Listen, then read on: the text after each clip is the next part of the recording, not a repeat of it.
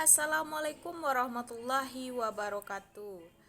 Kembali lagi dengan saya yaitu Ayu Anissa Putri dengan NIM 19002040. Di dalam video kali ini saya akan membahas materi tentang public relation atau humas versus marketing versus branding versus advertising.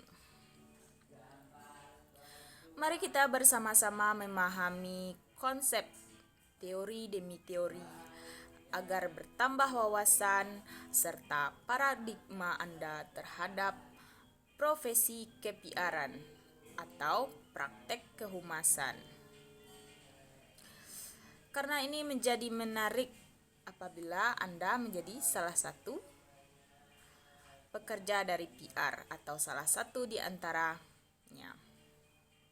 Karena sentral dari kegiatan ini adalah kemampuan komunikasi, hubungan Anda dengan relasi, hubungan Anda dengan seluruh linial di perusahaan atau lembaga tempat Anda bekerja nantinya, termasuk dengan seluruh masyarakat atau publik dengan lapisan-lapisan yang berbeda-beda dengan segala kepentingan, apalagi mereka menjadi target market Anda nantinya sebagai publik eksternal dari lembaga atau perusahaan tempat Anda bekerja.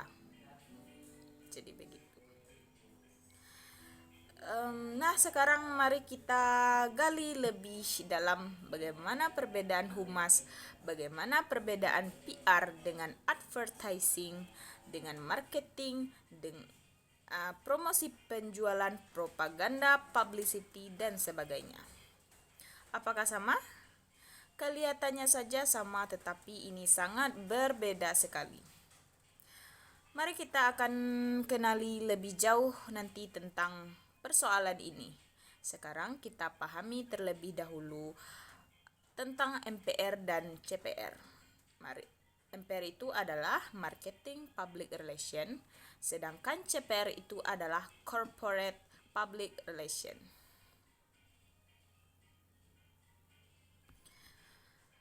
Public relation pada prinsipnya mau atau tidak mau akan terpecah ke dalam marketing public relation dan corporate. Yang satunya terkait marketingnya dan yang satu lagi terkait corporate-nya. Maka banyak istilah-istilah ini dimanfaatkan atau digunakan oleh perusahaan atau lembaga manapun dalam konteks penjualan kinerja praktisi PR di lembaga tersebut. Apabila ditanyakan untuk apa marketing public relation itu, jawabannya sangat singkat.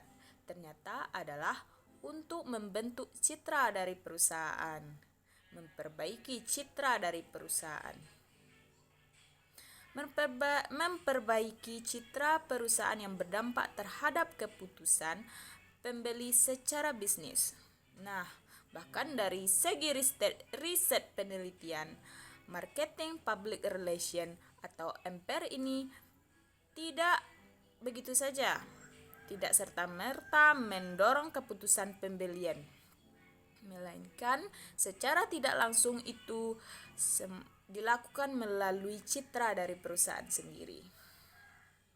Semakin baik citra perusahaan itu atau lembaga atau corporate-nya, semakin memudahkan dia untuk menjual atau merealisasikan apa yang menjadi kinerja kepada publik eksternal atau khalayak banyak. Jadi gitu. Menjadi lebih terbantu atau lebih mudah. Kenapa? Semakin diyakini, semakin percaya klien dan dengan perusahaan kita, semakin gampang melakukan penjualan. Pasti begitu. Nah, itu merupakan hukum alam.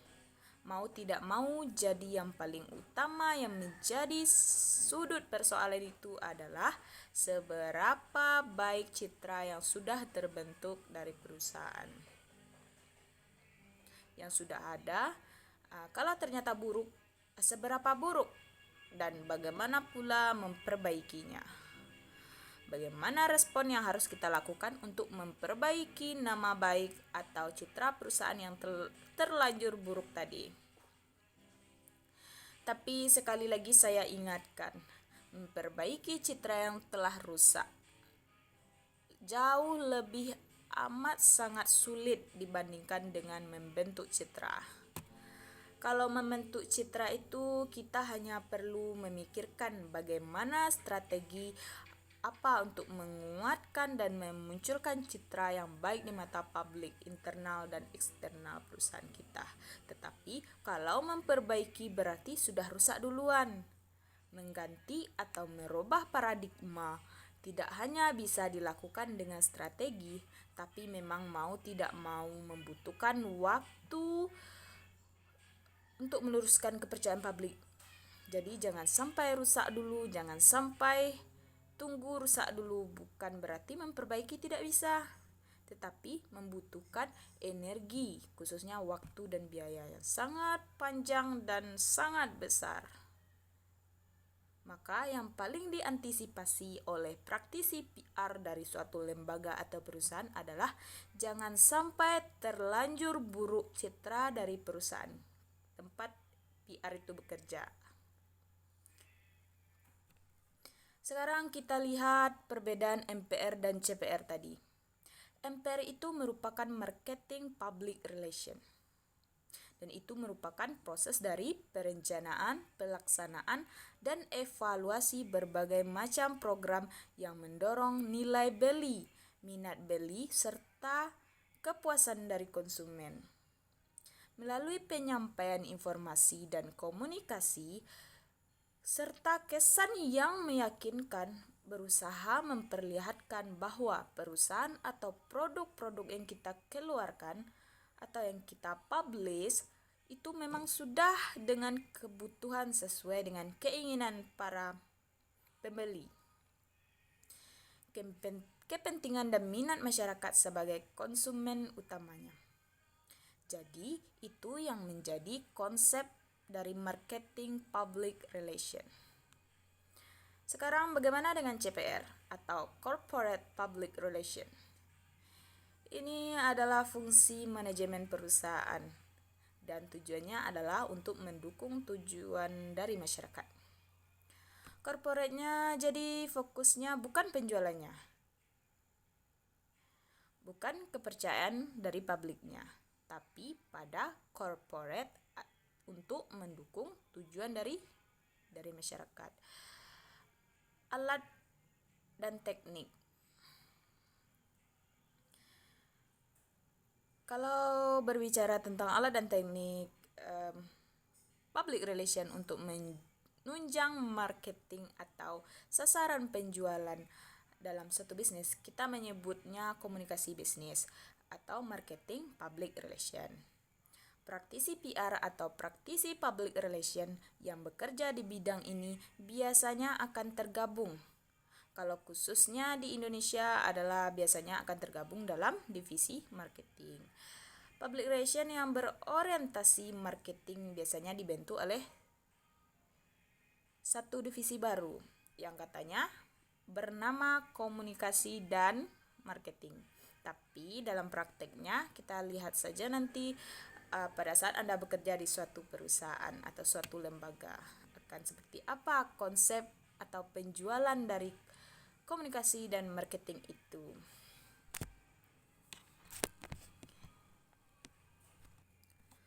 Banyak pengelola marketing menerapkan PR sebagai pendukung untuk promosinya. Dalam rangka apa? Dalam rangka marketing mix. Marketing mix itu merupakan pembauran dari pemasaran yang dilakukan oleh perusahaan, mulai dari produk, price, place, and promotion, atau disebut dengan 4P. Ini saya ambil dari istilah yang muncul dari pendapat Seitel tahun 1992. Ini bukan istilah saya. Sekarang kita lihat sesuai dengan topik yang kita bahas tadi, apa perbedaan antara PR dengan advertising, apa perbedaan PR dengan marketing, dan apalagi perbedaan antara humas dan PR. dengan propaganda, promosi, penjualan, publicity, meskipun istilahnya kadang-kadang sama, dalam praktiknya kadang-kadang mirip tapi fokusnya yang berbeda. Yang pertama, mari kita lihat perbedaan PR dengan advertising. PR perannya lebih banyak kepada bidang pemberian informasi, mendidik, dan menciptakan pengertian dan pemahaman yang sama melalui pengetahuan. Jadi, pemahaman dari semua publik atau masyarakat terhadap apa yang ingin disampaikan tadi. Jadi, fokus utamanya lebih banyak kepada pemberian informasi, mendidik, menciptakan pengertian melalui pengetahuan. Sekarang pengertian advertising.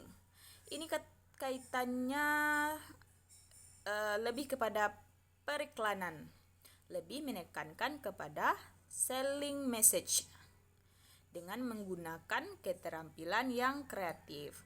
Biasanya mereka menggunakan copywriting, layout, typographic, barangkali juga memanfaatkan script writing dan pembuatan film. Jadi, memang tujuannya adalah iklan. Menjual sesuatu dengan mempengaruhi daya pikir dari calon klien atau masyarakat. Berbeda dengan PR. Kalau PR mereka memberikan pemahaman, informasi yang mendidik, yang real, bukan mereka menjual janji, tetapi real. Tetap mereka memberikan informasi yang sebenarnya, karena apa? Yang diciptakan adalah saling pengertian melalui apa? Wawasan dan pengetahuan.